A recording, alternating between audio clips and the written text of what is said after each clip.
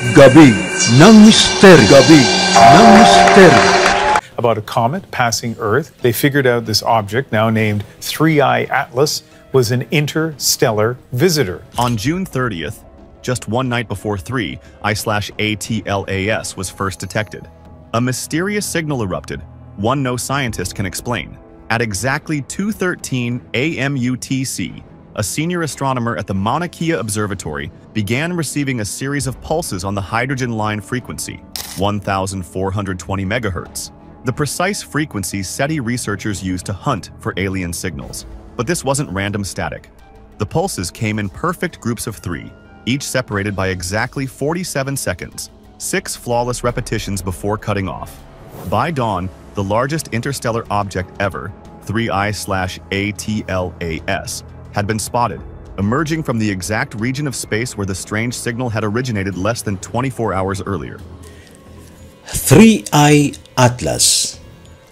Ito isang comet na pumasok sa ating solar system. Sinasabing ito raw ay pangkaraniwan ang pagpasok sa ating solar system pagkalipas ng 22,000 taon.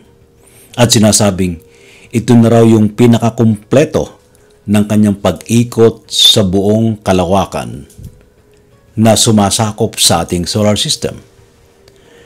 Pero sa pagsasalarawan ng mga astronomer, sa kanilang pag-aaral, sa kanilang pagsusuri, mukhang kakaiba ang characteristic o kaya'y pagkilos, speed, yung bilis, pagbulusok o paglalakbay sa kalawakan ng 3I Atlas. Dito nabuhay ang hinala na baka raw ito isang galactic spaceship o kaya mga sasakyang pangkalawakan na talagang sinadyang pumasok sa ating solar system. NASA initially dismissed it as just another comet, but Harvard astrophysicist Avi Loeb, after analyzing its precise orbit, its unusual planetary flybys, and its imminent disappearance behind the sun, combined with NASA's own trajectory data, concluded there is now a 99% chance it's a spacecraft in disguise. Loeb warns this is exactly why NASA is pushing the SHIELD 3 program, aimed at creating a rapid response intercept mission.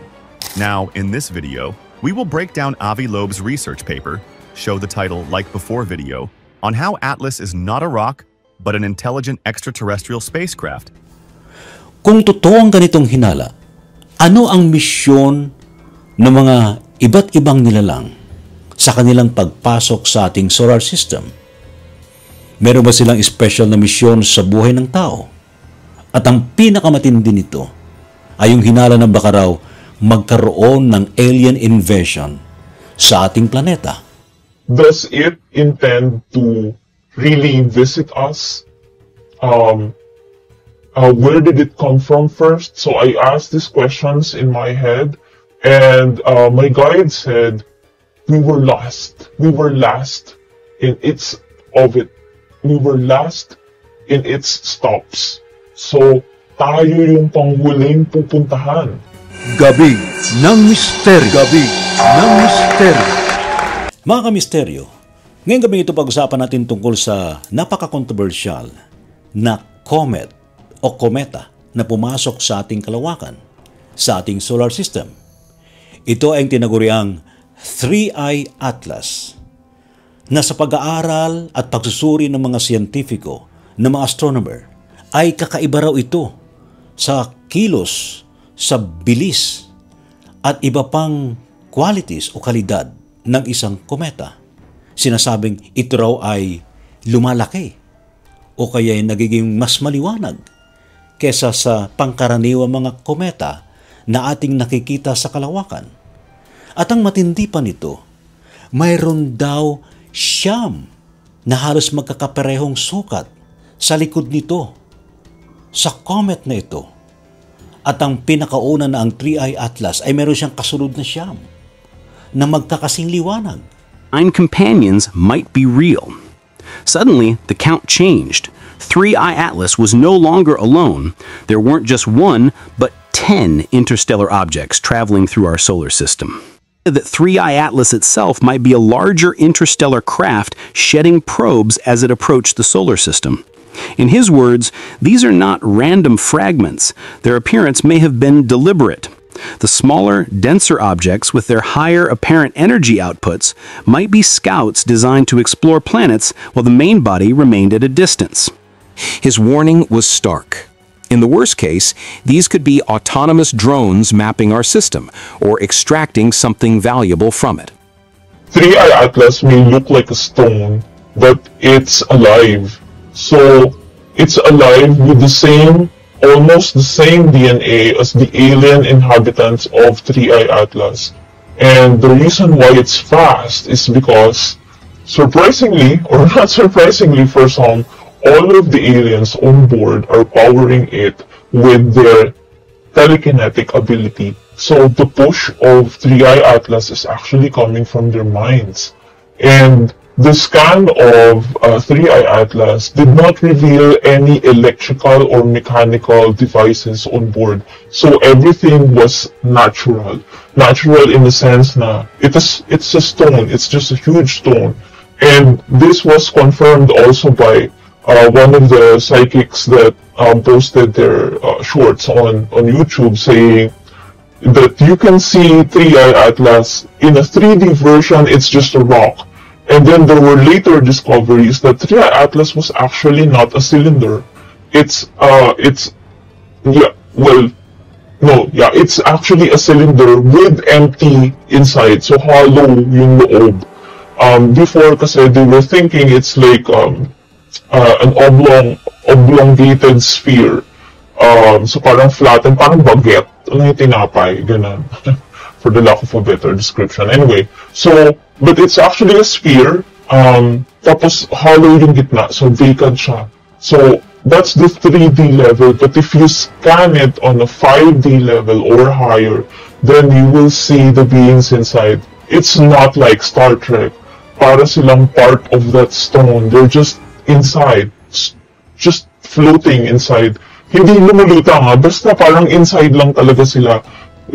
When you scan them in a 5D level of awareness, like remote viewing, you will see na parang they're just part of that entire thing.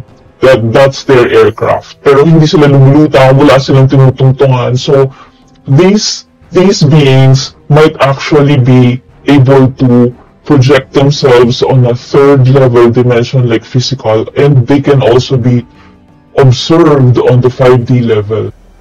Ating alamin ng katotohanan tungkol dito. May mga guest tayo na magbibigay ng kanilang mga opinyon, ng kanilang impression, ng kanilang ginawang remote viewing sa naturang 3I Atlas. Kung ano nga ba ito? Ito nga ba'y isang sasakyang pangkalawakan? O ito'y isang ordinaryong kometa na pumasok sa ating solar system? So, the universe has many mysteries, and 3I Atlas is one of those big mysteries that are visiting us and want to awaken our consciousness, no, to something bigger, the bigger reality. And sana, we will continue to look up nga and continue to ask questions. Bakit may mga bagay na ganon? Saan sila nanggagaling? At ano ang mensahe nila? Alien invasion na raw, sabi nila. Hindi po totoo yun. Actually, ito Atlas, ang sinisimbolo nito bilang sa spiritual, ang third eye activations at the Atlas is the carrier of the consciousness. So, sa madaling salita, wala naman dapat ikatakot dito. It's all about us within. No? Kung sabihin na natin sila ay mga alien, actually, yun lang tinatawag silang alien, sila ay mga highly intelligent na. No? Ibig sabihin, yung pinagdaanan natin ay halos pinagdaanan nila. So, ibig sabihin, evolved na sila.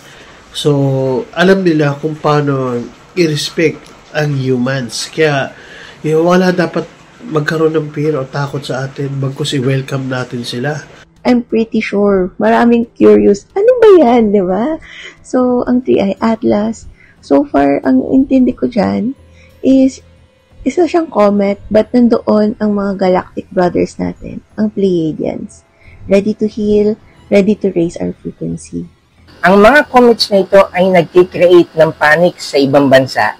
Kaya mga kaibigan, dahil curious ang inyong lingkod, napagpasyahan ko po na magsagawa ng remote viewing sa 3i Atlas at sa Artus-1. While on deep meditative state, nakita ko po ang sarili ko sa isang mahalaman na lugar sa tabi ng lawa. Nakita ko din ang sarili ko na bumalik sa pagkabata. Maya-maya, may isang spacecraft na naglanding at may lumabas na nilalang na iniimbita ko na pumasok sa loob. At pumasok naman ako. Pagpasok sa loob, biglang naramdaman ko na umaangat ang spacecraft. 3 blue-skinned na nilalang ang nakita ko. Maganda po ang ating pag-uusapan sapagkat meron pong isang kometa na papasok sa vicinity ng Sun. Ito po ba ay simpleng kometa lang? O maaari natin sabihin, ito ang mga Galactic Federation na ating mga kaibigan. Marami po tayong mga kaibigan na narito sa studio na magbibigay ng kanya-kanyang insight regarding po dito. Magkita-kita po tayo 10 to 11 p.m. Namaste. Kung sakasakaling meron itong mga sakay ng mga nilalang, ano ang kanilang misyon sa buhay ng tao? Anong kanilang mensahe?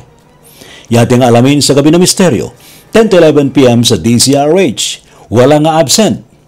See you!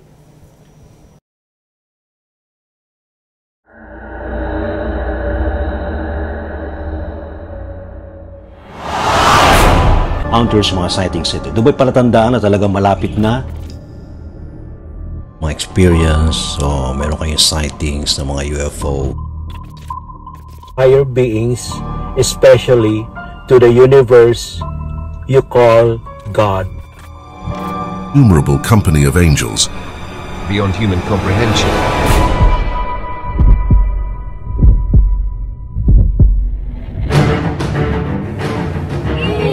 Us. Wow, the propulsion system.